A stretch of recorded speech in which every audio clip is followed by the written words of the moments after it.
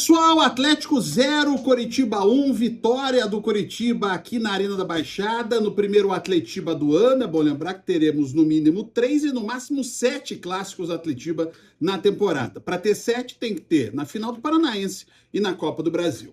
Uma vitória que o Coritiba conseguiu construir graças à melhora de algumas peças que vieram nessa intertemporada, nesse mercado da bola.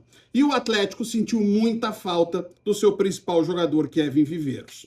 O Atlético começa o jogo na mesma formação, né? 3 zagueiros, Benavides com o Arthur e com o Aguirre, sem a presença do Terán, que também fez falta. O Terán é o melhor zagueiro que o Atlético tem. Com Léo Derick e Mendonça nas laterais, o meio-campo com o Felipinho, o Jadson e o Zapelli. Eu acho que se for jogar com 3 zagueiros, o Atlético não precisa ter Felipinho e Jadson. É mais fácil você montar uma linha defensiva mais normal, digamos assim, mais conservadora, com 4 zagueiros, e aí sim você justifica ter 2 defensores no meio-campo. Do jeito que ficou, o Atlético teve pouca gente para criar. Tanto que o Atlético teve no primeiro tempo, e até praticamente a saída dele, o Mendonça como a única opção mais real de jogadas. E o Mendonça fazia a mesma jogada e levava vantagem, inclusive, sobre o Bruno Melo. Ele abria o jogo pela direita, cortava para o meio e cruzava com a perna esquerda. Foi num desses cruzamentos que o Jadson quase fez 1-0.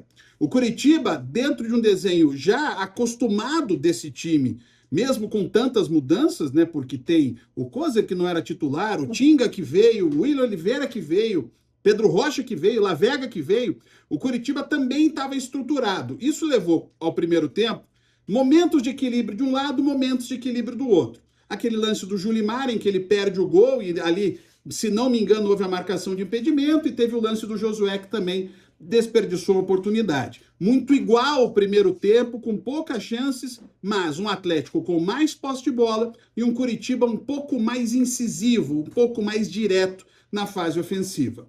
Vem o segundo tempo e o Atlético muda. Renan Peixoto de novo não joga bem, entra o Bruninho em seu lugar. E também o Atlético tenta uma nova formatação ofensiva, mas eu não entendi a ideia do Odair em colocar o Bruninho lá entre os zagueiros do Coritiba. Dali ele não ia conseguir ganhar do Maicon e do Kozer. Mas a ideia do Atlético era ser mais agressivo a partir da segunda etapa, já com Portilha no lugar do Jadson. Portilha ainda no primeiro jogo, é preciso compreender isso, mas até que eu gostei do que o Portilha pôde mostrar nesse primeiro jogo, mas o Coritiba mais agressivo, mais incisivo e cirúrgico, né? Porque o Coritiba constrói uma jogada no momento em que o Atlético estava todo no seu campo de ataque, faz o contra-ataque, o Lavega coloca a bola na cabeça do Lucas Ronier, que faz o gol da vitória no Atletiba da Arena da Baixada. O Coritiba abre o placar e aí ele vai usar a sua virtude desde o ano passado, desde a Série B, o forte sistema defensivo. O Atlético começa a empilhar alterações de ataque, entra o Leozinho, entra o João Cruz, depois ele busca mais ofensividade ainda com o Luiz Fernando, mas ficou muito claro como o Atlético sente falta do Viveiros. Nos lances mais decisivos, estava muito claro que o Atlético não tinha o seu principal atacante, o seu principal jogador, como a gente falou desde o ano passado. E o Coritiba, que foi se reorganizando defensivamente, o Seabra coloca o Jaci, troca o Willian Oliveira pelo Sobral, tira o Josué, tira o Pedro Rocha, vai reorganizando defensivamente o time, ainda teve 2 chances claríssimas para matar o jogo, uma com o Fabinho, num contra-ataque muito bem puxado pelo Pedro Rocha, e outra com o Lucas Ronier. O Atlético acabou batendo, martelando muito, mas teve pouquíssimas chances reais de gol. Talvez a mais clara logo depois do gol do Coritiba, naquela cabeçada do Leozinho para fora.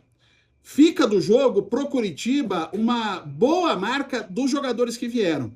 Tinga bem no jogo, Willian Oliveira, enquanto esteve em campo, também foi bem no jogo. O Lavega jogou muito mais do que jogou contra o Maringá. E o Pedro Rocha, mesmo sem fazer gols, teve uma boa participação.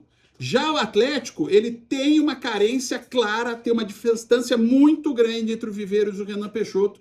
E isso faz diferença, porque o Viveiros é um jogador que vai fazer o Atlético sentir sempre muita falta dele quando não estiver em campo.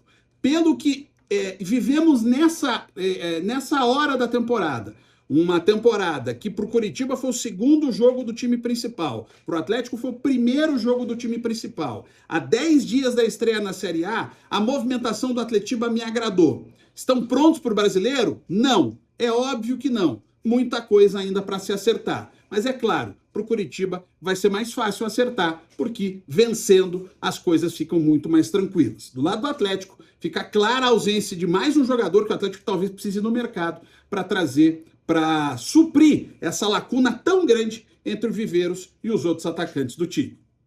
Um abraço.